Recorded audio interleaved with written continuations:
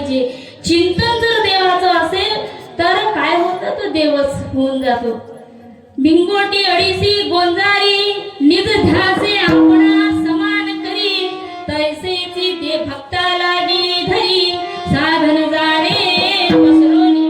देव काय करतो, साधन नावाचं जे जाळ आहे तो जाळ फेकतो आणि मग ते साधन नावाचं झाड फेकल्यानंतर त्यामध्ये जर का भक्त त्या साधनेच्या जाळामध्ये जर अडकला तर तो भगवंताचं चिंतन करता करता काय होऊन जातो, हरी रूप होऊन जातो.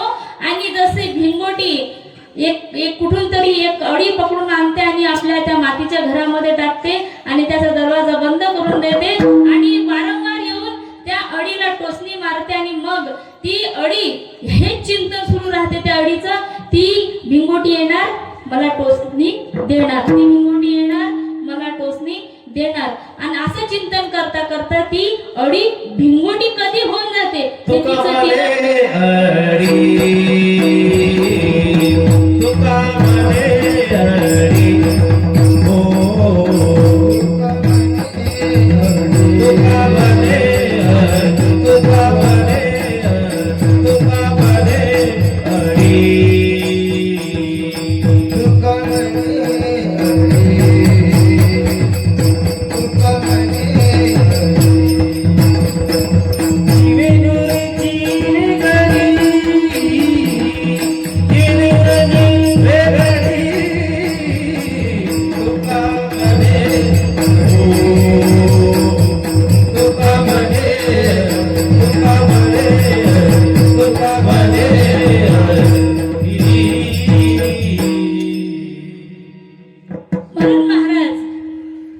ज्याचं चिंतन तुम्ही कराल तर तशासारखे होऊन जात असतात. टीव्ही पाहाल तर त्या टीव्ही मधल्या नटनटींसारखा आपला हावभाव बदलत असते.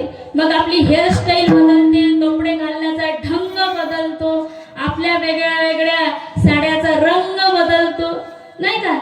साथे टीव्ही पाहिल्यानंतर अथवा त्यामध्ये नटनटी पाहिल्यानंतर अथवा त्या टीव्ही मध्ये तर नटनटीच असतात का, त्याच्यामध्ये रामायण सुद्धा असते. मग जे तुम्ही पाहाल ते तुम्ही व्हाल. म्हणून कीर्तनामध्ये सुद्धा जे तुम्ही ऐकाल त्या प्रकारचं आपण होऊन जात असतो. मग या अभंगामध्ये माऊली ज्ञानेश्वर महाराज साधूचं उदाहरण देत आहे की साधू काय करतो, साधू बोध झाला यामध्ये किल्ला म्हटलेलं नाहीये.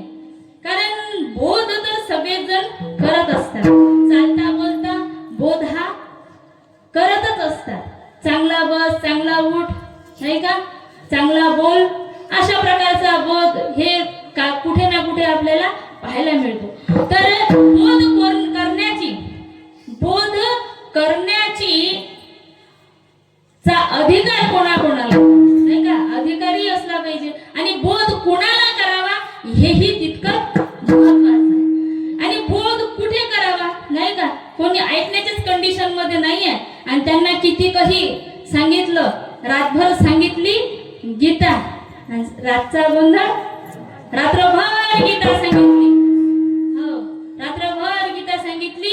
एका ठिकाणी असं रामायण सांगितलं, 9 दिवस रामायण झालं आणि 9व्या दिवशी एक प्रेक्षक, एक भक्त उठून म्हणतो, महाराज रामायण फार गोड होतो, पण मला हेच नाही सांगितलं समजलं की राम राक्षस होता की रावण राक्षस होता. महाराज म्हणाले, रामही राक्षस नव्हता आणि रावणही राक्षस नव्हता, सगळ्यात मोठा राक्षस मी आहे म्हणे तुला रामायण सांगणार. म्हणून जे बोध जे आहे, तर बोध तर हे सगळेच जण करत असतात, परंतु बोध कुणाला करावा आणि कुणी करावा हे तितकंच महत्वाचं आहे. तर बोध करणारे कोण कोण आहेत, तर पहिला आहे गुरु, दुसरा आहे सद्गुरु, तिसरा आहे श्री गुरु आणि चौथा आहे जगद्गुरु. गुरु जे आहेत, तर गुरु शिष्याला बोध करत असतात. ज्या प्रकारे शाळा आहे, शाळेमध्ये विविध प्रकारचे विषय, इंग्रजी, गणित, भूगोल आणि संगीत इत्यादी प्रकारचे सर्व विषय लहानपणापासून ते मोठे होईपर्यंत जे ज्याच्याकडून शिकलो तर त्या प्रकारचे आपले गुरु असतात. गुरु अनेक असतात. आणि सद्गुरु, सद्गुरु म्हणजे कोण हे बोध करणारे लोक आहेत. सद्गुरू हे आपल्या शिष्याचा उद्धार करतात. सद्गुरू म्हणजे जे सत्याची ओळख करून देतात, जे सत्याची ओळख करून देतात, जे वस्तूची ओळख करून देतात. वस्तू म्हणजे आत्मा. स्वची ओळख करून देतात, त्याला काय म्हणतात तर त्याला म्हणतात सद्गुरू. ओम नमो जी आद्या वेद प्रतिपाद्या जय जय स्व संवेद्या. स्व म्हणजे स्वतः आणि वेद्या जो स्वतः वेद आहे आणि असा जो आत्मरूप आहे. आणि त्या आत्मरूपाला माऊली ज्ञानेश्वर महाराज प्रणाम. सर्वात पहिले प्रणाम त्या आत्मरूप जो परमात्मा आहे, जगत चालक आहे, त्याला आधी काय करतात नमस्कार करतात. मग सद्गुरू त्याला म्हणतात की जो सत्याची ओळख करून देतो, जो वस्तूची ओळख करून देतो, जो स्वतःची ओळख करून देतो. नाहीतर जगामध्ये तर गुरु अनेक आहेत. गुरु अनेक, इंग्रजी गणित भूगोल अनेक गुरु आहेत, लाखों गुरु है जगत में पर एक भी नहीं काम का. सब स्वार्थ के आसरे डंका बजाते नाम का. विश्वास का गुरु एक हो बाकी न कुछ ख्याल दे. जो खास की पहचान दे ऐसे गुरु पर जान दे. खास म्हणजे काय? खास म्हणजे जो सत्य आहे, या संपूर्ण जगाची जो शक्ती आहे, जो आधार आहे, तर तो म्हणजे तो आहे सद्गुरू. आणि जो खास आहे तो त्याची जो पहिचान करून देतो, त्याची जी ओळख करून देतो. मग म्हणून माऊली ज्ञानेश्वर महाराज म्हणतात, संत आपल्याला म्हणतात ओळखीला हरी धन्य तो संसारी आणि मोक्ष त्याचे घरी सिद्धी सही. हा, मग जो हरीला ओळखतो तर तो काय होतो, तो संसारी असून सुद्धा असोनी संसारी जिभे वेगू करी. वेदशास्त्र उभारी गाया सदा. वेदशास्त्र सुद्धा त्याच्यासाठी हात उभारून ते ग्वाही देतात की याच्या घरी काय आहे, तर त्याला देवाची प्राप्ती झाली.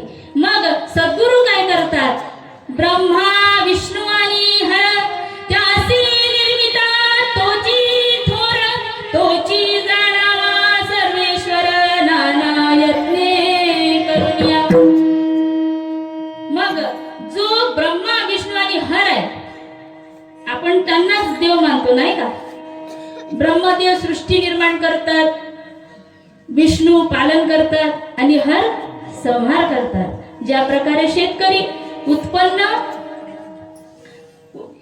बीज रोपित करतो म्हणजे ब्रह्मदेव झाला, आणि ते वाढल्यानंतर त्याची निगा राखतो म्हणजे तो विष्णू झाला, आणि पीक आल्यानंतर त्याची कापणी करून त्याचा संहार करतो म्हणजे कोण झाले तर हर झाले. म्हणजे याचा अर्थ शेतकरी आहे एकच, पण काम आहे त्याचे तीन. आणि ह्या तिघांनाही जो जाणणारा आहे, या तिघांना ह्या तिघही त्याच्या ताब्यामध्ये आहे.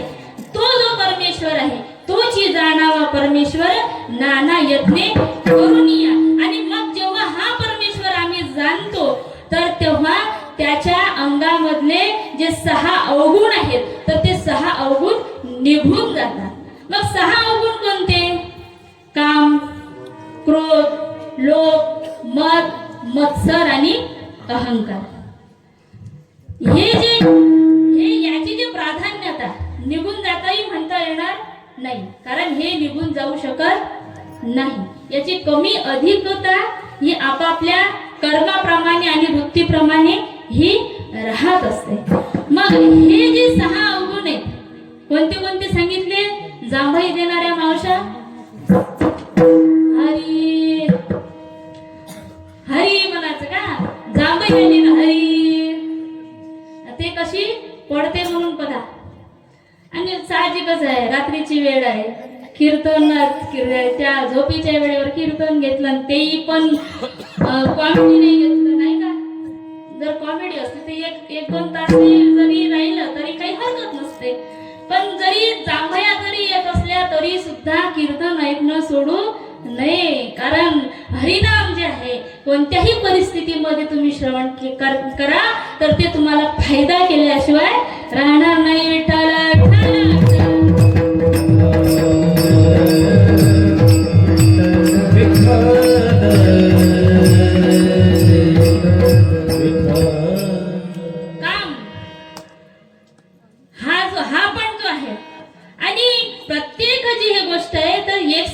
पाहत नाही. काम, नंतर आहे क्रोध, याच्यावर नियंत्रण येतं. कोणाचे नियंत्रण येतं? ज्याने सत्याची ओळख करून घेतलेली आहे, ज्याने परमात्मा वस्तू ओळखलेली आहे, देव ओळखलेला आहे, असा जो व्यक्ती आहे, तर त्याचा काम, क्रोध, नंतर लोभ, अति संग्रह परी त्यागी जीवन. संग्रह करतो पण नेहमी जीवनामध्ये त्याग त्याच्या जीवनामध्ये असतो. वैराग्य त्याच्या जीवनामध्ये असतं. वैराग्य म्हणजे आसक्ती त्याग, संग्रह त्याग, अंगी लागावी कार्याची आग, या नावे वैराग्य. वैराग्य वस्त्र घाला,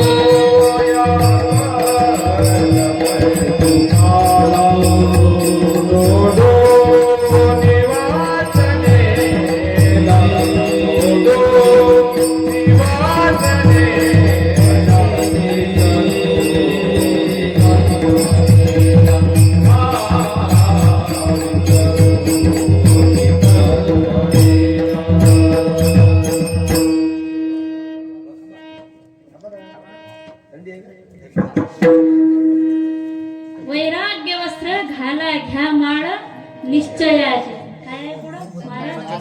सतत ज्ञान भस्म लावा भक्ती